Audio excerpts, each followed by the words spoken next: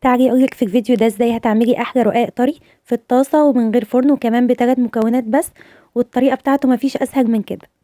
اول حاجه عندي هنا بقى جبت كوبايه ونص من الدقيق، عليهم رشه من الملح وكمان رشه من السكر دي اختياري وربع كوبايه من السمنه. قلبت المكونات دي كلها مع بعض وبعد كده عجنتهم بميه دافيه. فضلت اقلب الاول وبعد كده بدات ان انا الم العجينه بايدي لحد ما بقت معايا ناعمه كده. هسيبها ترتاح 10 دقايق وبعد ال10 دقايق هاجيب أي صينية عندي وهاحط عليها رشة دقيق وهابدأ إن أنا أقسّم العجينة بتاعتي دي لكِوَر تكون بحجم متساوي. أنا عملت عندي 6 كِوَر بس لإن أنا مش عاملة كمية كبيرة. بعد 10 دقايق سِبتها ترتاح وبعد كده جبت بقى كل كِرة بدأت إن أنا أفردها على رشة دقيق تكون بسيطة، ما نكترش أوي في الدقيق لإن هي كده عشان فيها سمنة مش هتلزق.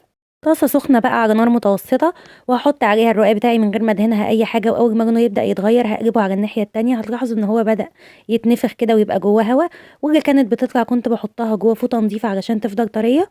وبس ده كان شكله في النهاية طري وخطير زي ما انتم شايفين كده، وكان طعمه حلو قوي. وممكن كمان تستخدموه كبديل لعيش التورتيلا والعيش الصاج في السندوتشات.